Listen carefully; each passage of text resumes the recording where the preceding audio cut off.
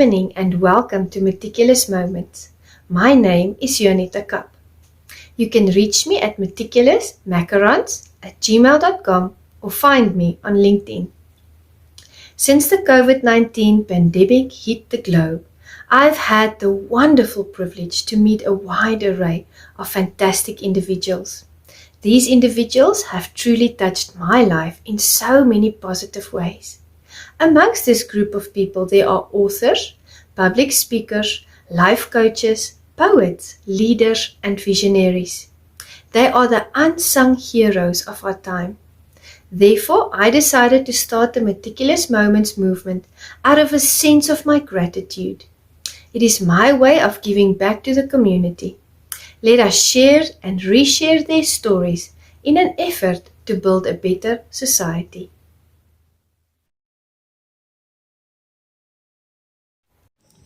Good day, Meticulous Moments audience. Thank you for being back for yet another vibrant session on the Meticulous Moments podcast, where we facilitate community upliftment through leadership development. And today, we have the wonderful privilege of spending time with the amazing Alkarim Chatur. During this session, we discussed energy, we discussed the universe, we discussed mindset. Good evening, Meticulous Moments audience. It is lovely to have you at yet another vibrant session regarding the topic of leadership. And today we have the wonderful privilege to spend time with the amazing Alkarim Chatur. Welcome, Alkarim. Thank you. Thank you for having me. It's a privilege and an honor. Thank you so much for making time for us. Now, we have spoken on video calls before. I believe that we've been on the same Zoom meetings before. That's how we met in the CLA, in the Connected Leaders Academy, of which we are both proud members of. But would you please take the time to introduce yourself as well to the audience? Absolutely, be my pleasure. So, as you mentioned, my name is Alkarim Chatur. I call myself an entrepreneur. And a lot of people don't really understand what an entrepreneur is. So hopefully today, by the end of the conversation, people will understand what an entrepreneur is. But I have worked in the business community for my entire life. And now I help business owners, professionals who seem to be stuck in their business, professional or personal lives to sort of make that massive breakthrough and move them from being stuck to being in allowance, moving from resistance to allowance. They may have all of the things that they want from an outside perspective, but yet they don't have that one thing that they keep on searching for. And we're seeing more and more of that. So my mission is really to help these business owners and professionals navigate those hurdles, navigate their leadership style, navigate their relationships, becoming more accountable, setting those expectations without expectations. And we'll come to that towards the end of our conversation, hopefully today. And so that we align what their goals are, what their mission is, and what their vision is, sort of finding that ikigai for them so that they have this purpose of why they are over here. And that's what I do. That's what I help people with. Amazing. You are a heart-centered leader. You uplift others, you elevate them, you help them out of, sometimes they get stuck in a rut and I think they stay there because it's familiar. And you are that shining light in that dark tunnel for them, saying, hello, there is a way, we can make this better for you. So thank you so much for that answer. Now, I know you are, on Facebook, it says on your profile, 6-figure entrepreneurs community. Would you like to tell us about that for the audience so they can know what it's about? Absolutely. So, the 6-figure entrepreneur community comes in from my time being a business owner and stuff like that. And I find that, it's sort of like that pyramid. When you're on the top, it's the loneliest. There is few people that you can connect with, right? The mass people are here and a lot of people. But when you get higher, it's really important to make sure that your circle of influence still remains strong. And often at that level, it's very hard to find that circle of influence that will take you out of that rut. There is a lot of reasons why people actually seclude themselves because they don't know what the reason is why people are connecting with them. And there is this fear to a certain degree, but there is also this anxiety and anxiousness that comes with it. So what the six-figure community provides is a safe environment, whether you want to be a fly in this virtual wall that we have in Facebook, or whether you want to actively participate, or you actually want to ask a question, being anonymous, because nobody really is in judgment of who you are in that community. And so that allows you to have that motivation, that guidance, that one quote that can change the day, the way you're going to approach it, or that problem that others may have already gone through that can provide you that insight to be able to overcome those daily challenges that we as entrepreneurs and professionals face. You know, you are fulfilling such a big need in society because, you know, I always say in the corporate world, they create the psychological safe space for employees to go so that they can feel they are able to talk about the things that bother them, talk about their personal life so that they can be more effective, you know, in their jobs. But really, also, I think the six-figure community, in my view of it, you know, my interpretation is you are creating a psychological safe space for entrepreneurs that earn six figures and more. Because let me tell you, the world out there is broken. And there are people that are out, you know, they are busy with devious things. You can't always trust everybody that reaches out. You can't always trust everybody that wants to network with you. Unfortunately, when you get to that level, like you've said, you have to refine your search. You have to be very careful whom you connect with. And I think it is just phenomenal what you are offering. Because it's really a place for entrepreneurs to be with, network with like-minded people. Yeah. And the challenge is that at that point, when what I've noticed is that you have two choices. You find that circle of influence that's going to motivate you and to take you out of that rut without resorting to external substances that can actually abuse you and actually destroy you, which is where we see that happening.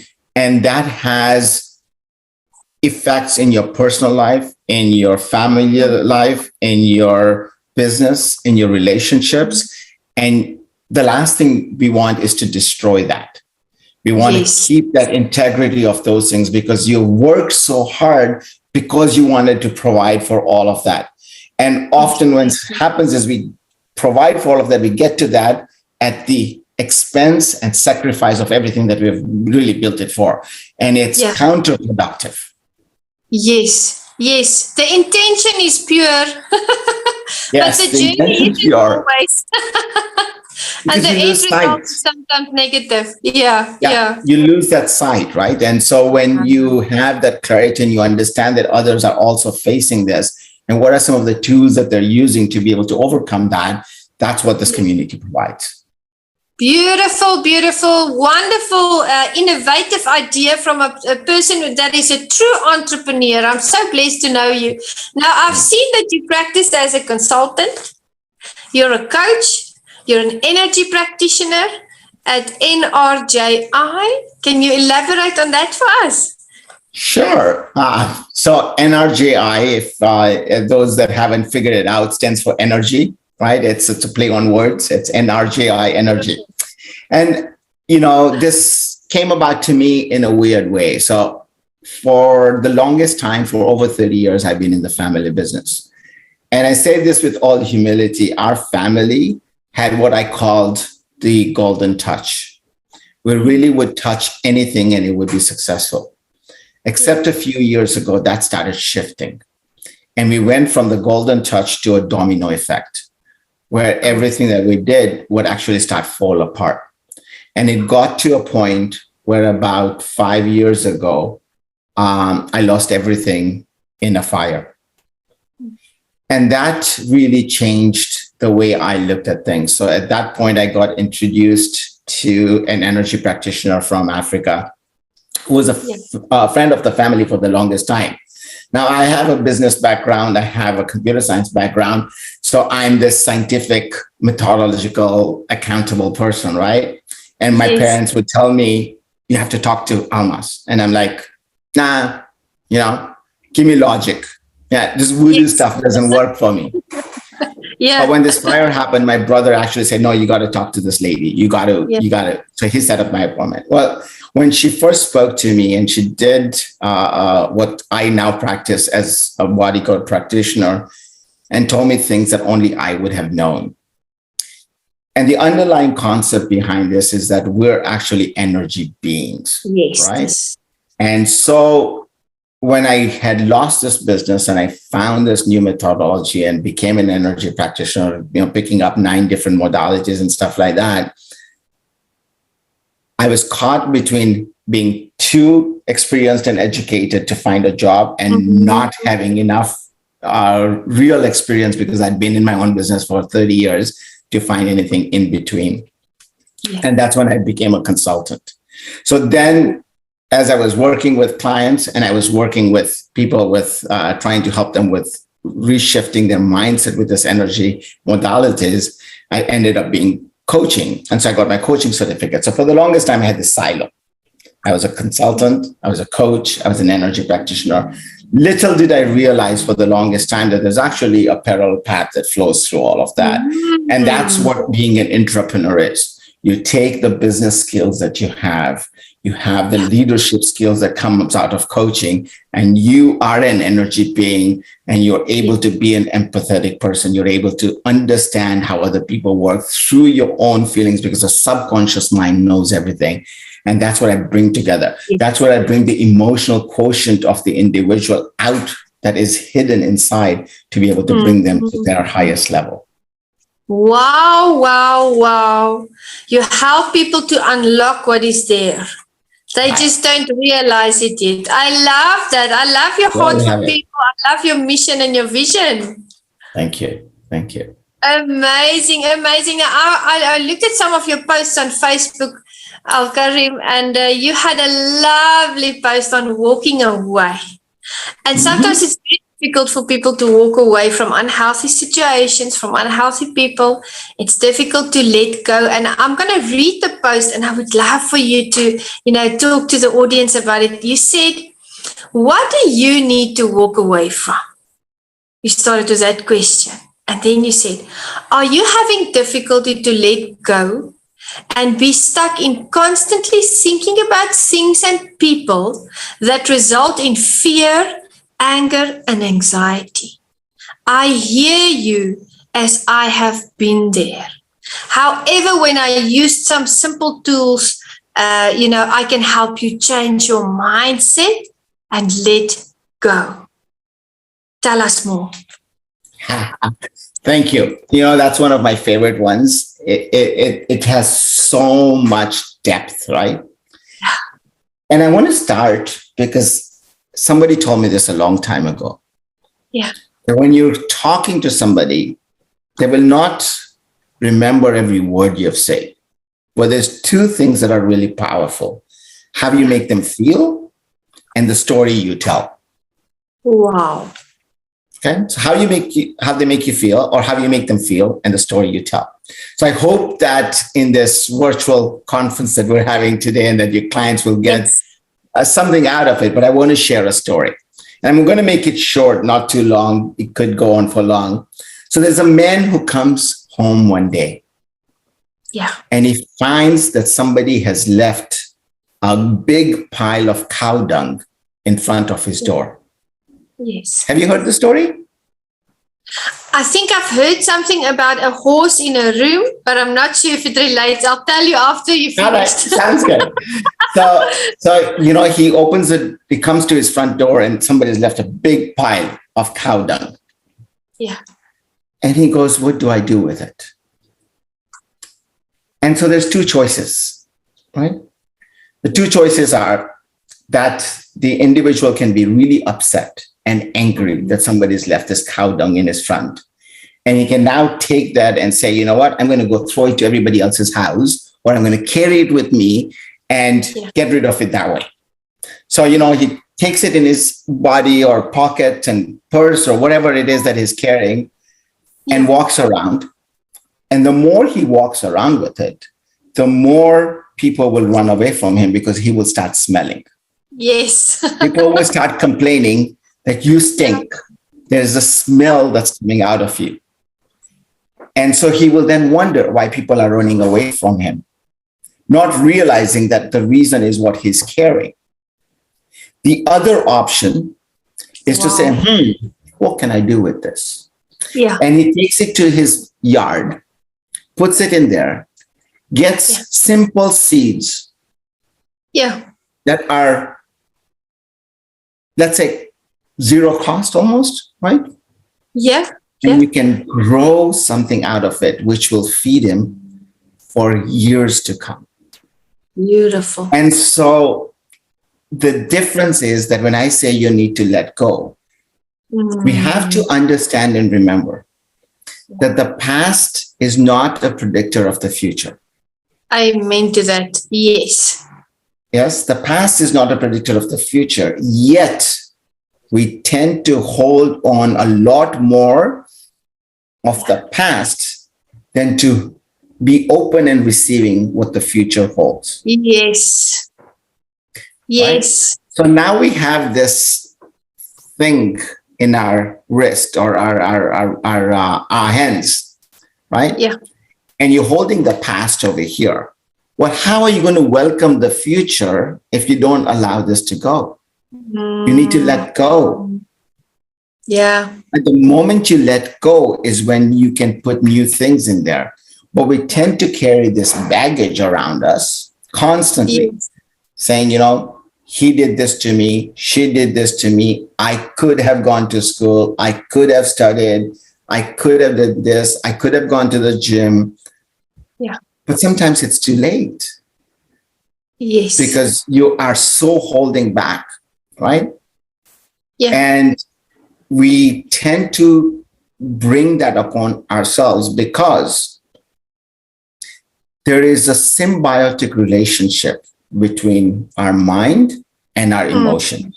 And so mind creates that thought, right? That thought that we have, this person hurt me. So now you create an emotion by that particular thought. Yeah. The moment that emotion starts subsiding, the mind actually says, hey, that emotion that you just had of anger or fear or lust or greed, whatever that is. Yeah. Can you remind me about it? So now your mind will actually make up a bigger story than it actually was to generate more of that emotion that's there. And so there's this symbiotic relationship. The longer you let it go, the longer you hold on to those past moments, yes, the worse those emotions become. And sometimes if you actually have an opportunity to go back to the original moment, you will realize that it wasn't even as significant as you made it at that time. Absolutely, absolutely. And that's the thing with negative cycles. They start because we are complacent. We want to feel we are in a comfort zone. Even if it hurts sometimes. I've had to work with people over the years that were in very toxic situations, but they would rather stay in that situation than try something new because of the fear of what would happen should something change. And really, people make up fears for themselves that aren't even real. And it's a human fault in all of us. So we shouldn't be as afraid of making a change. And we should adapt our perspective. I agree with you. The past is gone, done with. And remember, right? Please continue. And I guess we have to remember, where the focus goes, the energy flows. Yes, I love that. Right? So if you start focusing on this person's done wrong or I can't do this, you bring that limiting belief, then you wonder why you can't do it.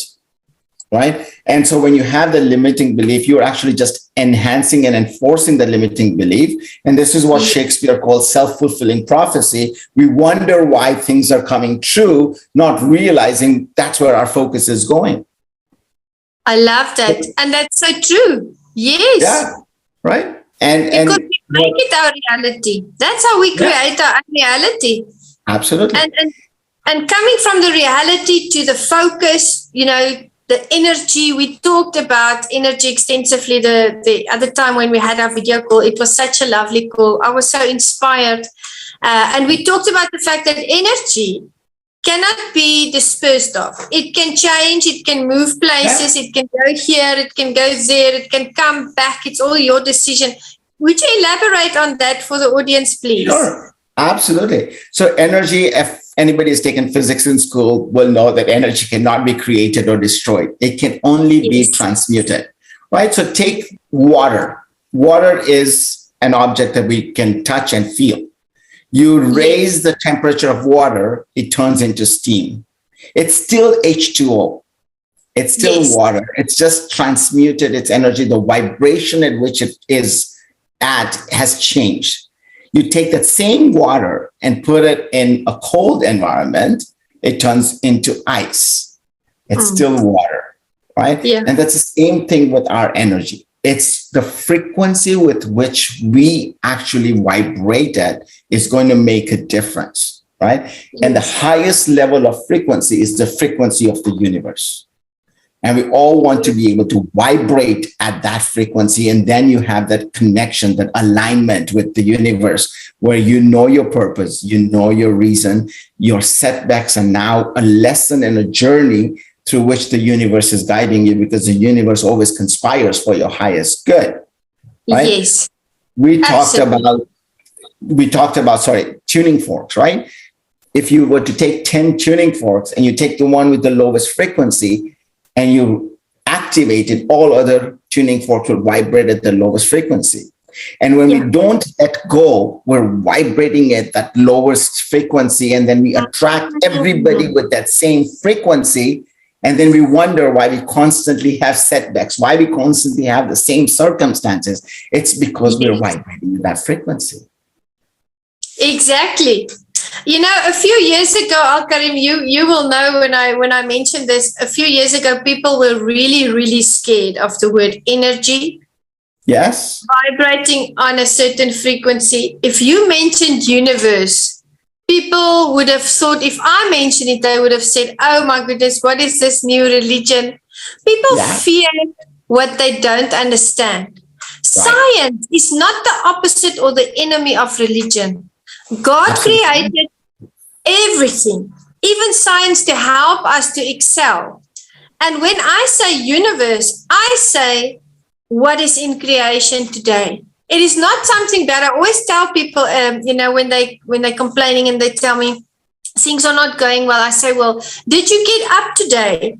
And did you say to the universe, I wonder how much better this day can get? Because that's just the thing. What we put out there, the universe gives us.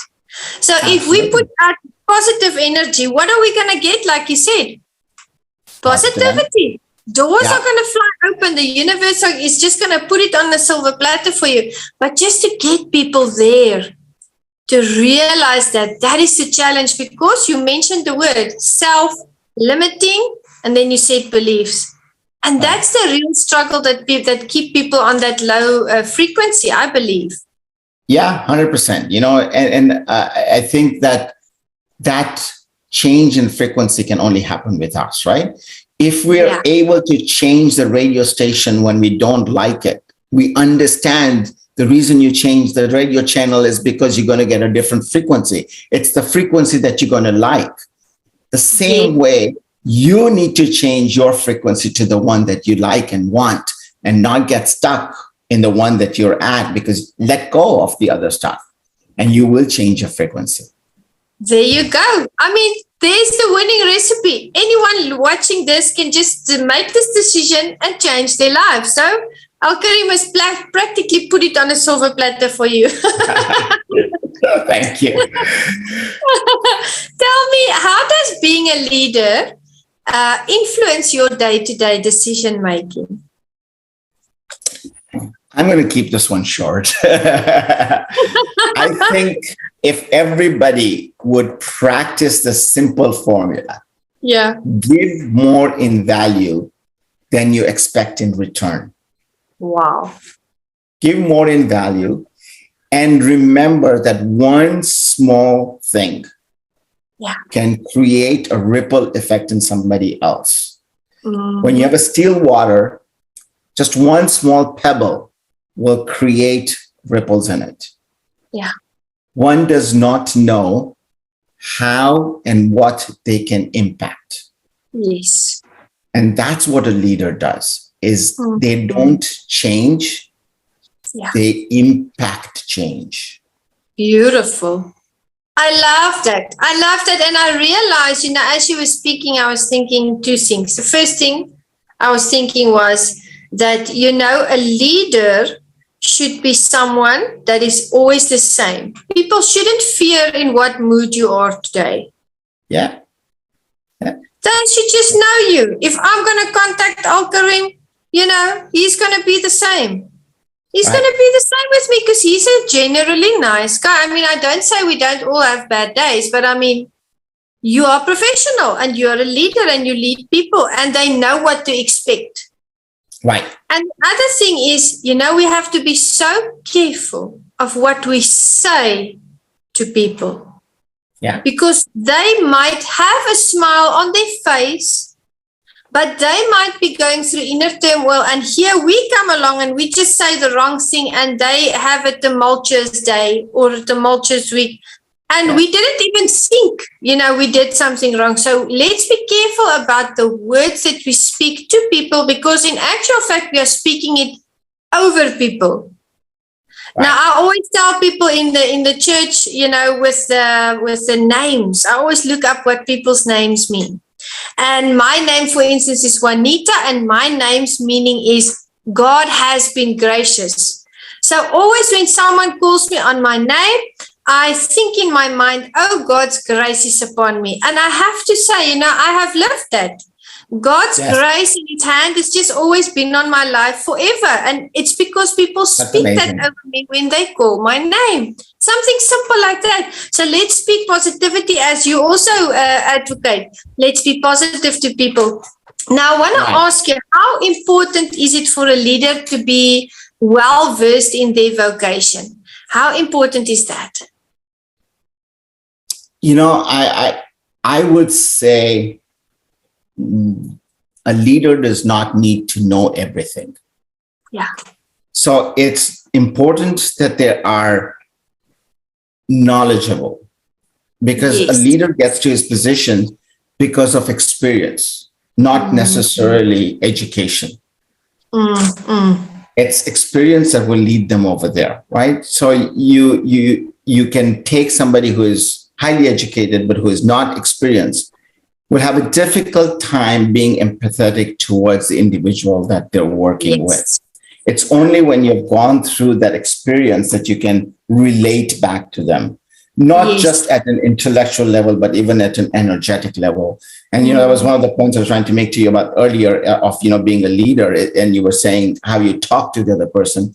If you just take a second and step back, you'll feel their energy and know what you have to talk to them about. And that's what a leader is able to do. But going back to that question of how important, I don't believe that they need to know everything. If they do claim and they say they know everything, then I strongly believe that they're not leading out of being, what's the word that I want to use? Let's put it this way. They're not leading out of humanity, but they're leading out of ego. Yes. When I say as a leader, I know everything. I'm the one who did this. I have made a change in your life. Well, that I is a big I. And that's where ego comes in. Yeah. Right? Yeah. And so a leader has to accept the fact that they actually set the course, but they're not steering it. The team is the one that steers. The unique advantage that a leader has is to be able to see the forest from the trees. Beautiful. Right? So they have this view and saying, okay, well, I know which way the danger is. I know which way success may lead us to. They don't necessarily need to know that. But with the team's knowledge, because they're in the ground, that filters up, that's analyzed, taken into account with everything that's been past the experience as well as the future. That's what creates that leadership knowledge that's required to succeed. I agree. I absolutely agree. I was thinking as you were articulating that so well, Authentic leadership requires humility. Yes, absolutely. You can't work from your ego because it won't last long. Your ego will only take you that far, and then it'll be a crash and burn situation. Listen, in my story, I say I have been there in a lot of areas. Yeah. And this is one area that I have been. When I used to have the furniture business, I used to have this stupid rule that I thought was brilliant, but now I know that it wasn't. And, I used to make fun of everybody. I would say, rule number 1, Alkarim's right. Rule number 2, if Alkarim's wrong, see rule number 1. And that's from a point of ego. Yes, those days, those years. Yeah. Absolutely, right? And one needs to come out of that. One needs to come out of that stage. And sometimes the universe will give you those hardships to learn those lessons. And that's what I've learned. That's why I'm able to do what I do today, because those experiences allow me to see that happening, especially when I'm working with business owners and professionals that, make sure you step away from that. Somebody shared this with me one time, ego stands for edging God out. Whether you believe in God as the universe or Allah or, Jesus or whoever that entity may be for you, but you're edging that entity out. That's what ego stands for.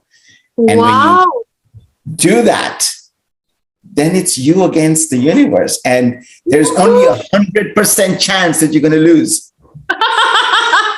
It's definitely not a win-win situation. Alkarim, let me be honest with you. You know what? I think as leaders, we've all gone through that phase where we've had this ego. Yes. Let me be truthful. I can't think of any leader that I know, even myself, when we were younger and when we were still learning about the world and learning about ourselves, we all went through that egotistical phase.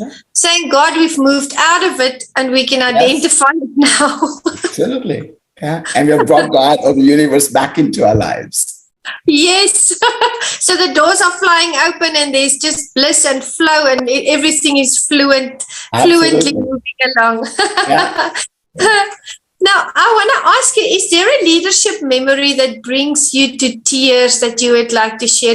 Something that transpired that really touched your heart, someone that you worked with or something that happened that really touched you? So I hope that this message gets to the person that touched my heart, because I don't think I ever mentioned this to this individual. But when I was doing my MBA, we had an exchange trip to India. And we were all so excited about being in India.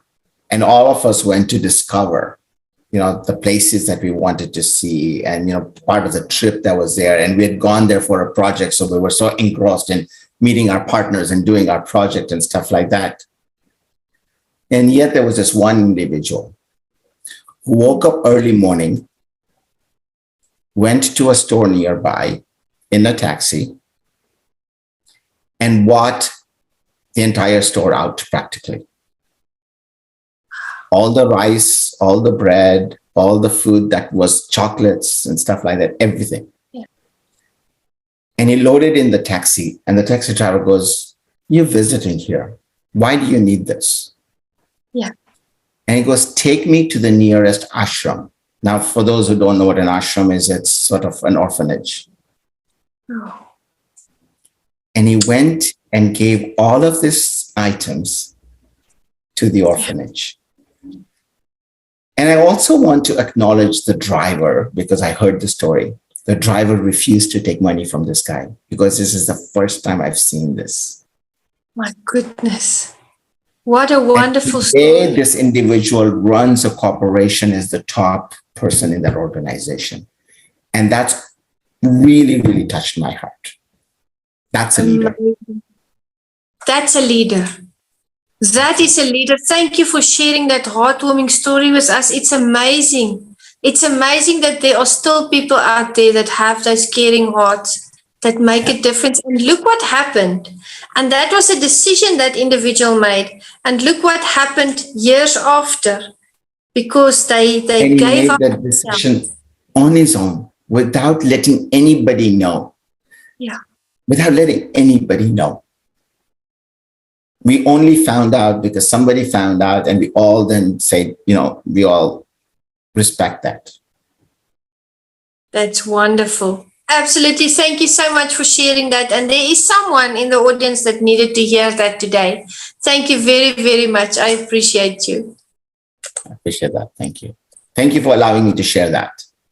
It's a pleasure. I am enjoying our session so much. There's such a lovely energy when we connect.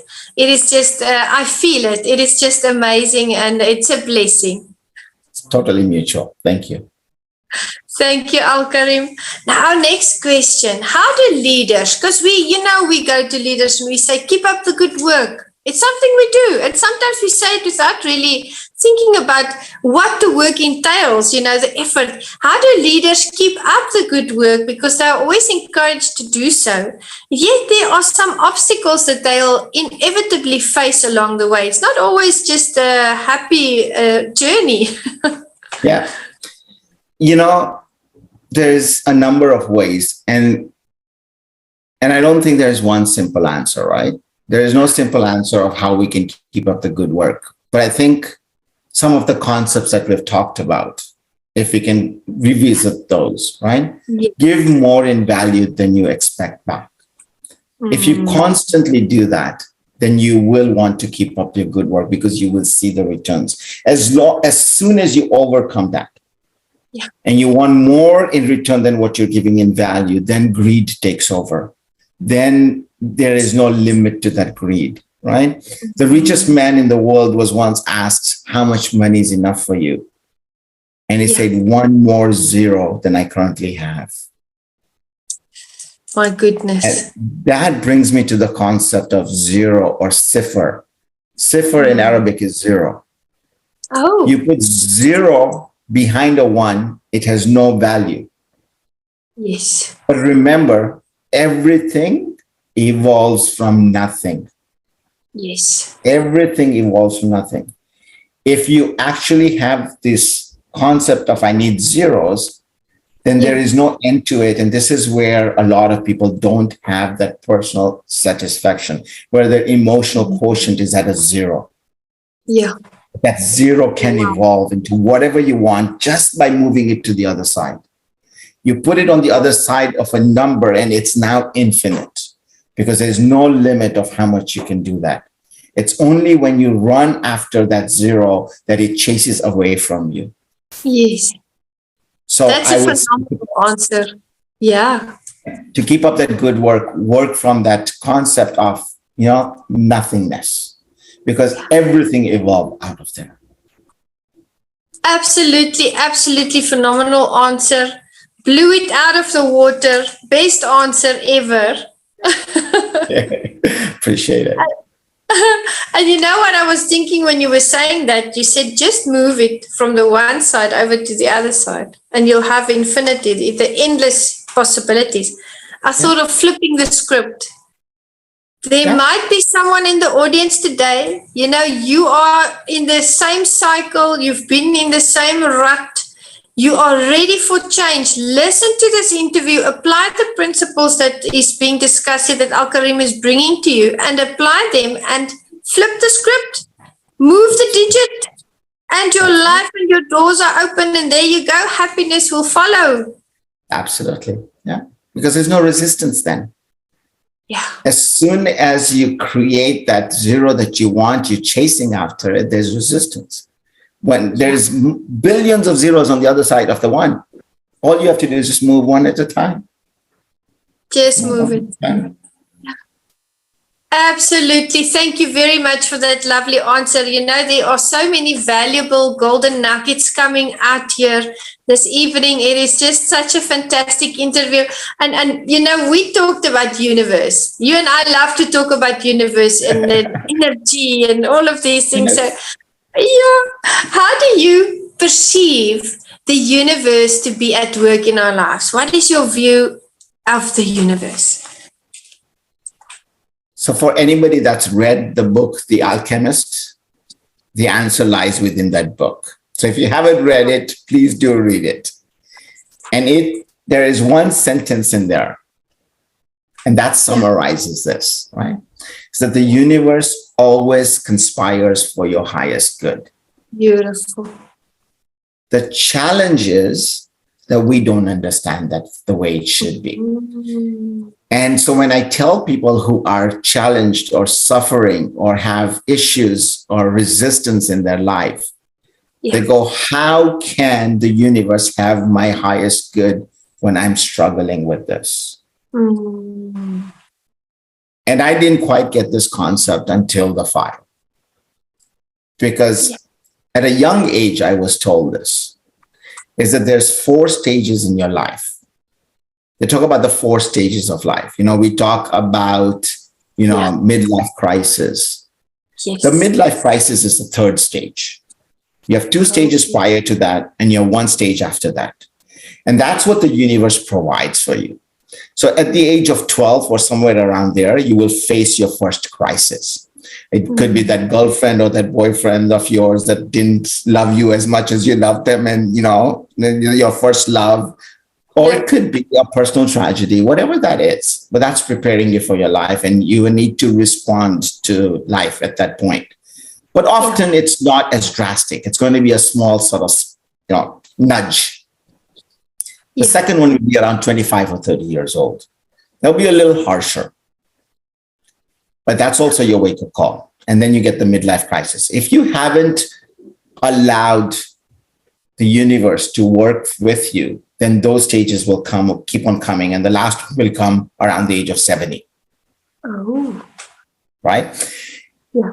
Just like we are used to our educational system. So everybody that has gone through the education system will understand that. You cannot go from grade 8 to grade 9 until you have passed those exams. You have to have learned your lessons. The universe is the same way. You don't learn your lesson, you are going to constantly receive that same learnings over and over. Yeah. The matter at hand is that we're not willing to accept that I haven't learned my lesson. So we start blaming everything that's happening. That blame creates that lower vibration that we're talking about. But for you to get to that higher vibration, you need to let go, which is what we started our conversation with. You let go of that, you learn your lessons, you accept being allowance. And when you're allowance, you get more. Yeah. There is a reason why our parents said, I'm going to give you an allowance when you're a kid. Yeah. They want to teach you this lesson of allowing. You do what you do, and you will get more. Absolutely. I love that. And I was thinking as you were speaking, I see the stages as you are explaining them. And I see that the universe is taking us on this learning curve, as you've mentioned. And when you mentioned letting go, do you know what popped up in my mind? Emotional intelligence. The universe is teaching us emotional intelligence so that we will be able to learn the lessons and let go. Right. Absolutely. Right. And those are important, right? Think about the ocean, right? It needs those waves. Without those waves, the water would be still. Still water actually goes dirty. It is not drinkable. Yeah. So those waves are important in our life to keep that motion going. Yes. Right? What is energy? What is energy? Energy is emotions that are in motion. Emotion. Energy in motion. Energy in motion. Energy in motion. Emotion. Energy in motion. And so we need to have those to be able to keep that vibrational level high, to keep that flow going, and to let go of what doesn't serve us and move forward with what does serve us. Yes, because, when we think of it, I agree with you, and thank you for explaining it so well. If we try and control every little thing in our life, we are not in flow. And I always tell people, I don't control the waves. I ride them. Exactly. I keep a positive attitude, and I always reach my destination because I don't try to control everything. Yeah, absolutely. Yeah. Tell me, Alkarim, can we as coaches help individuals that have not fully decided to make a change in their life? What is it like to work with someone that has a closed mind, that are grasping? They come to us for help, but then when we start helping them, we realize, they say they want to change, but they're not really. How do we help people like that if they haven't fully decided and committed to changing their lives?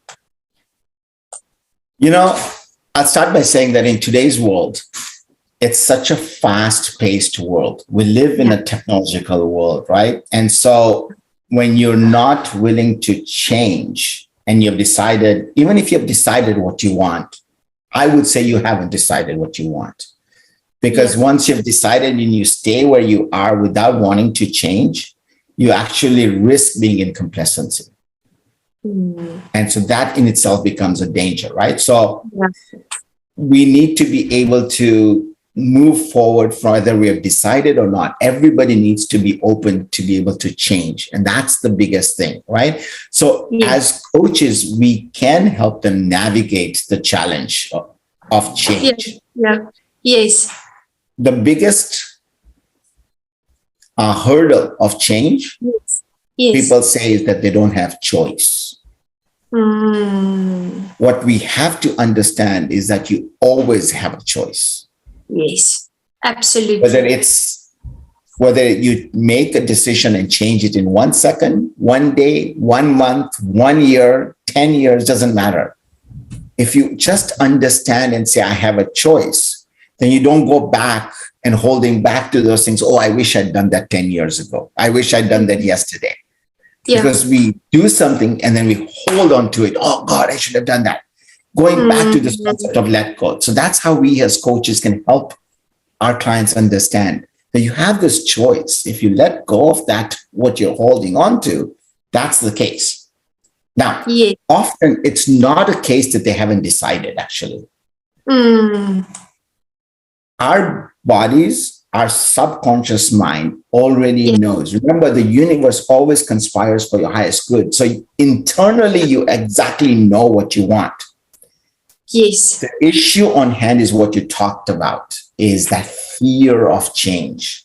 It is not change that they're afraid of. It is the fear of change that they're afraid of.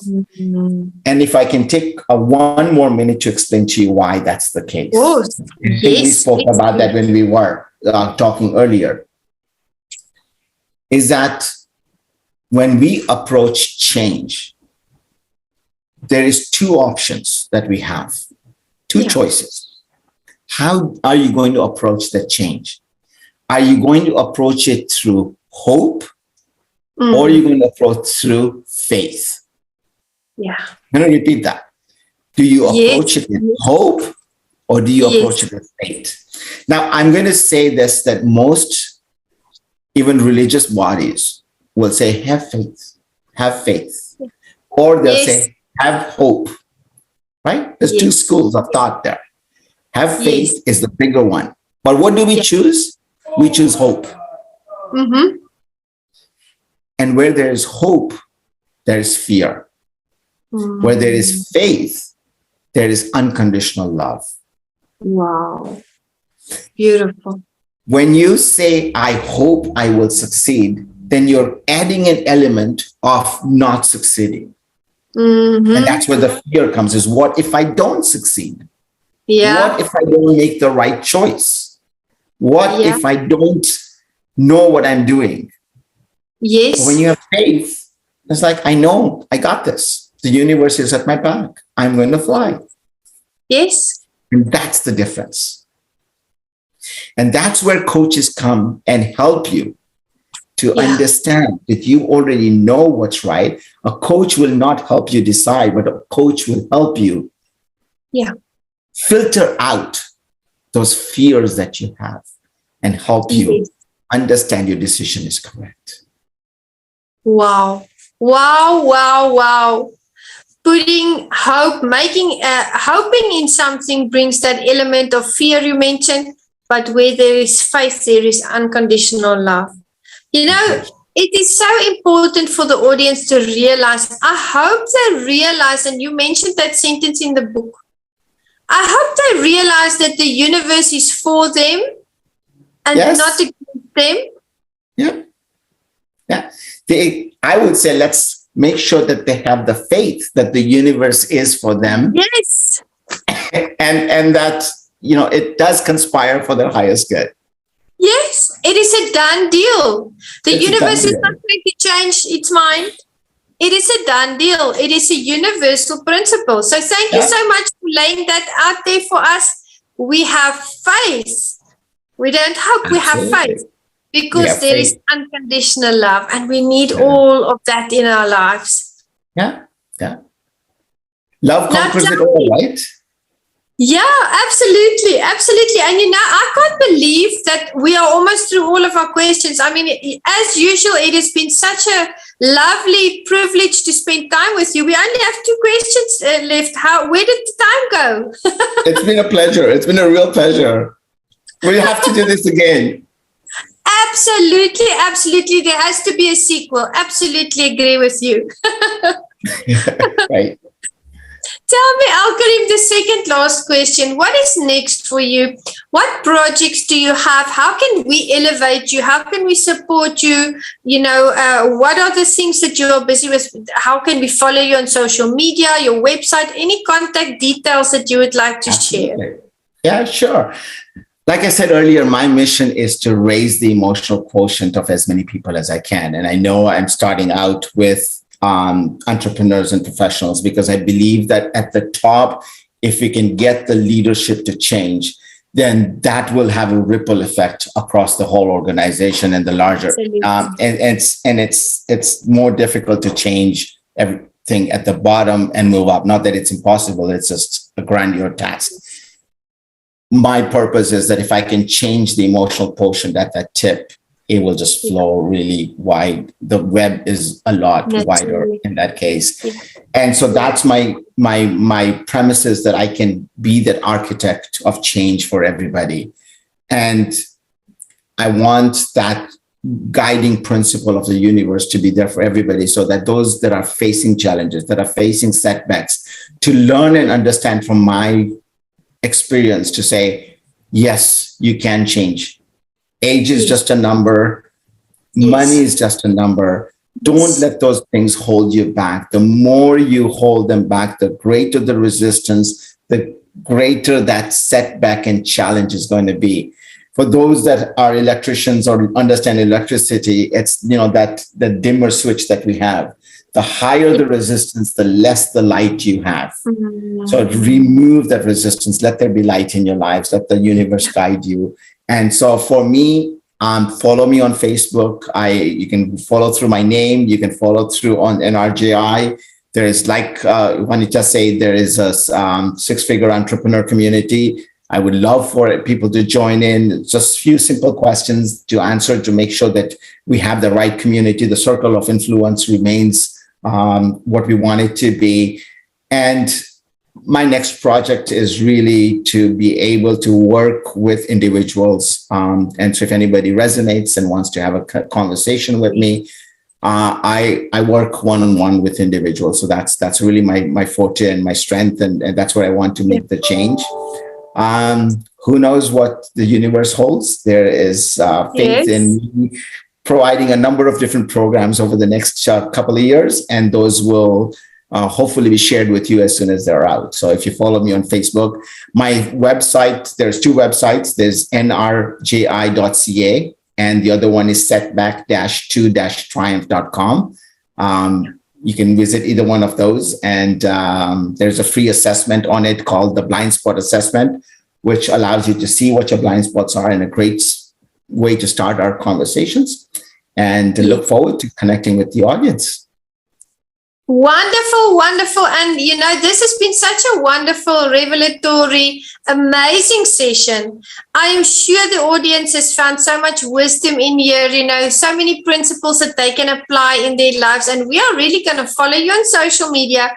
We are going to cheer you on your leadership journey. I'm going to make your details available at the end of the session. And when I post I'm going to do that as well. And I just want to thank you for your wisdom, your time, your knowledge, your experience, for elevating us this evening. Thank you so much. I appreciate it. It's been a real pleasure. Thank you, Alkarim. And would you like to leave the audience with any words of wisdom this evening that they can take into their week and apply? Absolutely.